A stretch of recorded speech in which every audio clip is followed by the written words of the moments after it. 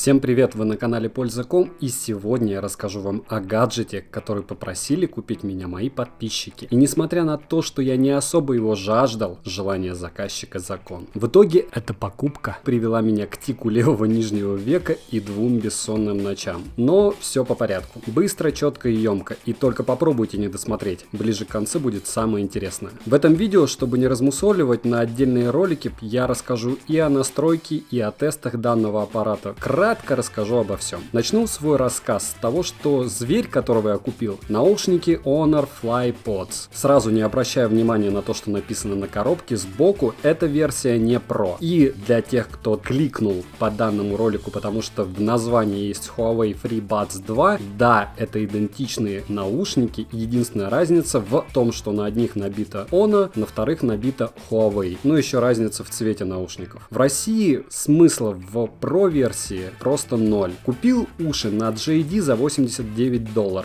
Пришли они довольно быстро. Коробка, как видите, в идеальном состоянии. Любимого светло-бирюзового хуавеевского цвета. Неоправданно габаритно, но в то же время обеспечивающая всю возможную защиту для этих ушей. В ней их точно не убить. В комплекте кабель зарядки экономной длины в 48 см с одного конца USB, с другого Type-C. Руководство, блок и 2 наушника довольно странной формы. Точнее, наушники-вкладыши как раз стандартной формы, как и у AirPods от Apple, или же проводные Type-C-шные стандартные наушники от Huawei. А вот ножка уже чуть-чуть другой формы, о ней я расскажу потом. Сразу спойлерну, лучшее в этих ушах это их звучание, остальное довольно спорно. Для тех, кто ждет обзор на Huawei FreeBuds 2, еще раз напоминаю, что можете дальше смотреть и запоминать. Это те же самые наушники, только в другом цвете, и надпись другая. Извините за структуру обзора, решил поместить сюда все, что о них узнал, а узнал я многое. Летим дальше. Распаковали, осмотрелись, теперь запоминаем две вещи. Первое, сразу затираем и проверяем на оригинальность QR-код на коробке. Чем, как говорят, черт не шутит. На данный момент старых ушей и реплик пока нет, но к тому моменту, как вы будете смотреть этот ролик, возможно и появится. Тем более, если этот товар придется по вкусу покупателю, то 100% появятся подделки. Да и $90 даже для распродажи делать на наушниках это нормально. На 4 PDA уже несколько случаев обмана при покупке этих ушей в районе $40. На Pandao, конечно, была скидка и была возможность купить их за $65, но она уже прошла. То есть, если цена слишком низкая, лучше не берите. 100% подделка, 100% обман. Хватит о ценах, идем дальше. Что же Huawei такое предлагает, что нету других? На коробке все написано. И здесь все просто. Снизу вверх. Сначала защита IP54, цифра 5 означает защита от пыли, но хочу отметить, что не полная. Цифра 4 защищает забрызг со всех сторон. Но сильнейший ливень они вряд ли переживут. Можете, конечно, надеяться, что вы, как некоторые блогеры, у которых присылают таких ушей по 10 пар, и потом им этими ушами не пользоваться, сможете закинуть их в воду и порадоваться, что они там работают. Но я вам не советую это делать. Далее идет информация, что чехол хранит несколько циклов заряда. Время прослушивания при его использовании максимально это 20 часов. Кстати, сразу при тесте на максималках они у меня прожили при проигрывании музыки всего, внимание, 2 часа 34 минуты, где-то на 90% от громкости. Вот так. Следующая инфа. Возможности беспроводной зарядки по технологии IQ. И здесь небольшая проблема. На момент издания ролика я перепробовал зарядок 12 в магазинах. Оригинальной Huawei-овской не было. Так вот, от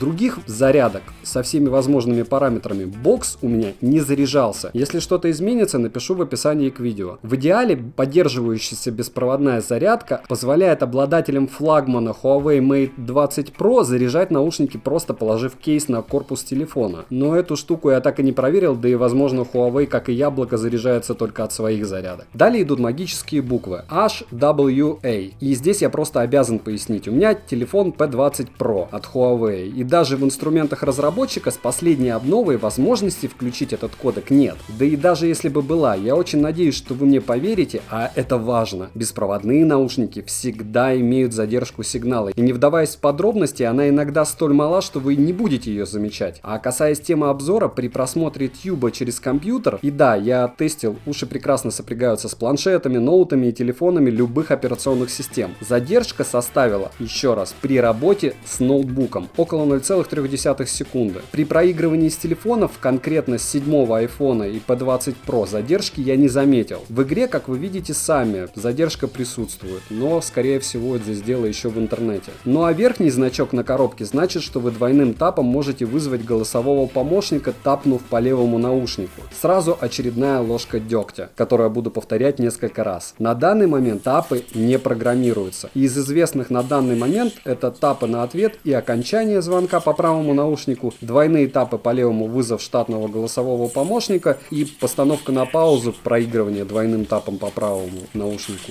либо двойной тап по правому наушнику начало, проигрывание того, что уже проигрывалось. Сразу простой лайфхак. После распаковки, вместо того, чтобы скачивать программу из Huawei-овского магазина приложений для обновления прошивки вашего девайса, скачайте программу с 4 PDA. Товарищи благосклонно ее перевели, и справка там исчерпывающая, как по их функционалу, так и по их возможностям. Кому нужно, прочитает. Летим дальше. Huawei, как вы видите, сделали ножку наушника овальной и добавили более выраженный изгиб от чаши, именуемый ими Swan Neck, лебединая шея, который по замыслу разработчиков должен был обеспечивать более уверенную фиксацию наушников в ушах, хотя я этого не особо заметил. Ножка украшена декоративным ободком и имеет нанесенный на внешнюю часть логотип производителя, плюс контакты для зарядки с отверстием для микрофона на нижнем торце. Помимо этого, на них нанесен на каждую ножку безумно мелким шрифтом серийный номер каждого наушника. Наушники и бокс выполнены из глянцевого поликарбоната. Он хоть и приятен на ощупь, но активно затирается и покрывается мелкими царапинами. Насчет магнитов. Верхняя крышка приятно защелкивается. Также магнитные фиксаторы есть в полостях под наушники, что обеспечивает удобство их установки на зарядку. Магниты тут довольно сильные. При интенсивном взмахивании коробочкой крышка не открывается. Голубой зуб в них в версии 5.0. И несмотря на то, что говорят в форумах, ведь я никогда ничему не верю, 2 раза тестил, как далеко эти наушники берут от источника сигнала. Конкретно я проверял с телефоном Huawei P20 Pro. И как вы видите по тесту, ловят они довольно далеко. У меня получилось веселых 35 метров оба раза. Анимация при автоматическом подключении наушников к телефону, как в рекламе, отсутствует. И ни у кого из блогеров или владельцев пока она не появлялась. На данный момент эта функция не реализована. Как видеорекламу в ролике, анимации нет, еще раз повторяю, ни у кого. Базовые Pro версии выходят в белом и зеленом цвете. Pro версия также выходит еще в красном цвете. Помимо этого, FreeBuds выходят еще в черном цвете. Версия Pro оснащена поддержкой голосового помощника Yo-Yo, а также возможностью разблокировать телефон голосом и совершать бесконтактные платежи при помощи сочетания технологии распознавания голоса и Bon ID. Это технологии костной проводимости. Оплата доступна в системах WeChat и Alipay, что дает эту версию наушников, как я уже говорил не раз, актуальной исключительно для китайского рынка. У наушников есть поддержка кодека и технологии HWA, он же LHDC. Кодек — следующая ступень после LDAC. Лицензия значительно более доступная, чем LDAC, так что ждем в ближайшие полгода появления новых Wireless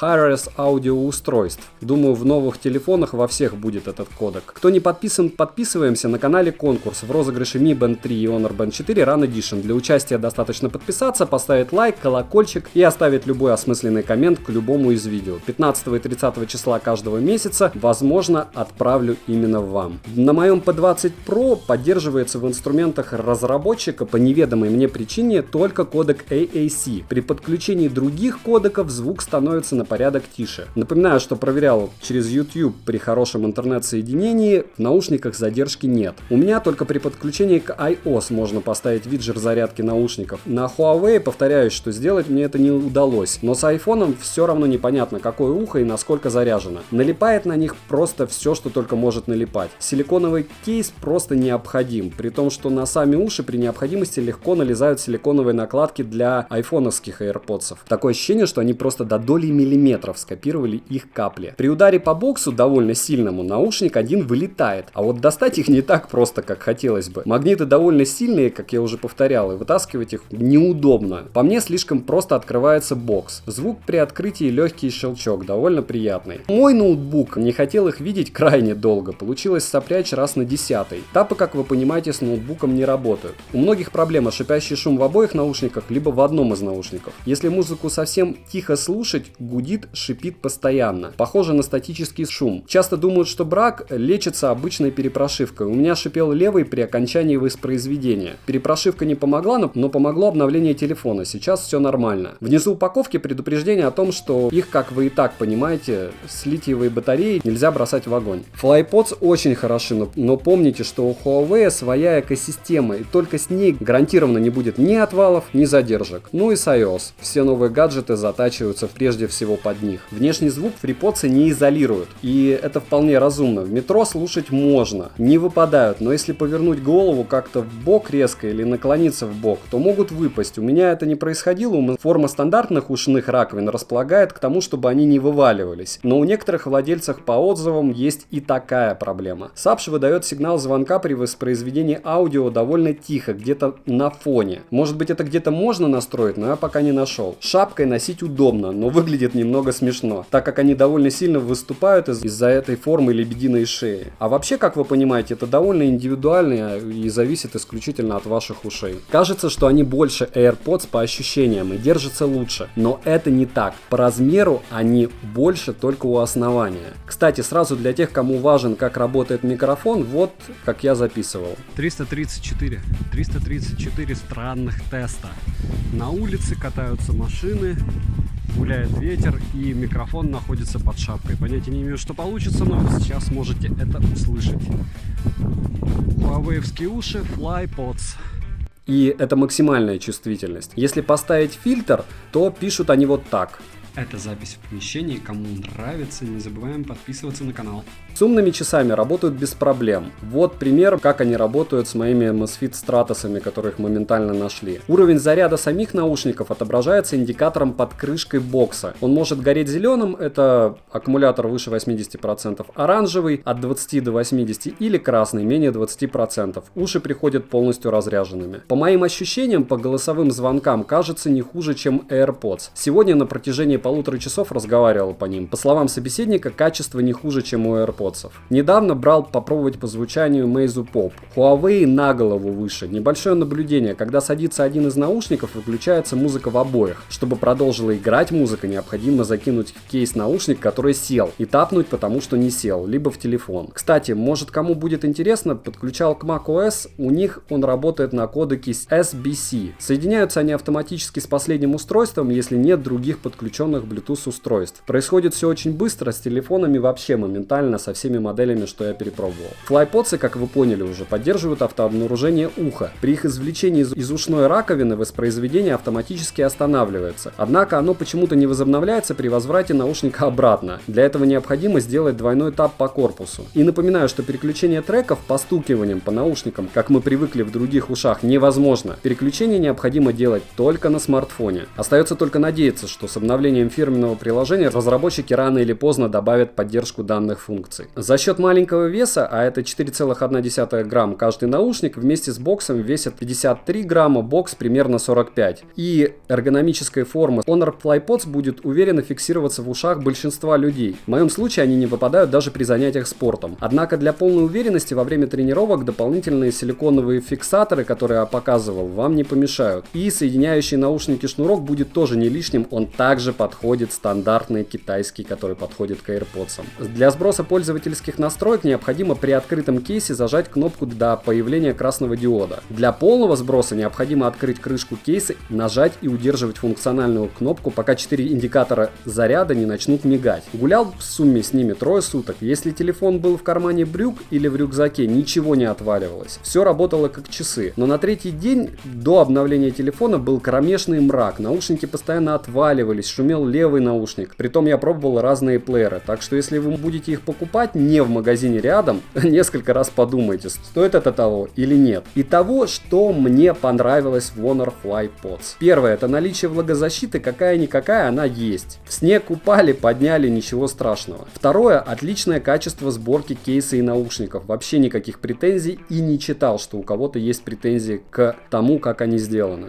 Третье, это громкий и чистый звук. Повторяюсь, из того, что у меня было в ушах, непроводного, на данный момент эти топ. Четвертое, это теоретическая возможность беспроводной зарядки кейса. Я уверен, что она есть, я уверен, что либо у меня брак, либо мне просто не повезло, либо я криворук, потому что у товарищей наушники заряжаются. Пятое, это хорошее качество микрофона. Опять же, записывал все тесты максимально бездумно, максимально хаотично, в максимально громких местах. Как вы прекрасно слышали, работают они норм. Пятое, стабильное подключение к смартфону и отсутствие задержки звука там, где их быть не должно, а именно при воспроизведении с телефона, а не из интернета. То есть, в принципе, наушники свою функцию выполняют, и то, что от них зависит, они делают. К недостаткам я бы отнес посредственную автономность, все-таки 3 часа после айфоновских 5 это как-то мало. Потом заряжаются они довольно долго в боксе, у меня под час даже заряжались. Я абсолютно не читал протесты ни у кого. Опять же, из-за того, что нет виджеров конкретно по душе, довольно проблематично поймать этот момент, когда они полностью зарядятся. Но у меня они заряжались всегда до часа. Второе, это нет возможности переключения треков и регулировки громкости с помощью сенсорного управления. Да и вообще нет возможности программировать тапы, что крайне печально. К тому, что вам нужно запомнить, нужно отметить несколько моментов. Это то, что русифицированная программа есть только на 4 PDA, то, что уровень заряда кейса и наушников в статус-баре отображается только в смартфонах Apple на данный момент у меня и у каких-то смартфонов Honor, кому повезло. Опять же повторяю, что у меня Honor P20 Pro и настроить виджет так и не удалось. Honor FlyPods и Huawei FreeBuds 2, по моему мнению, довольно сырой, хотя и в некоторых моментах самый качественный продукт, что сейчас есть на рынке наушников-вкладышей. Я эти уши советую всем, но с большим но. Только если у вас получится их купить рядом в магазине с гарантией и только если цена будет до $90. По моему мнению, это им красная цена. У кого какие вопросы, пишите, отвечу. Напоминаю про конкурсы, условия в описании к видео. Извините, что ролик получился довольно сумбурным, но информации слишком много, чтобы ее нормально структурировать. Тем, кому понравилось, делитесь видосом. Я потратил просто вагон времени и нервов на него. Надеюсь, не зря. Спасибо, что смотрите. Видео минимум 2 раза в неделю. На что интересно снять видео, пишем. Я закажу и расскажу. Уже заказал новые вкладыши наушники от Xiaomi. На подходе несколько ламп Xiaomi. И следующий обзор будет на швабру Xiaomi. Польза.com рекомендует Honor FlyPods. Добра и удачи вам, друзья!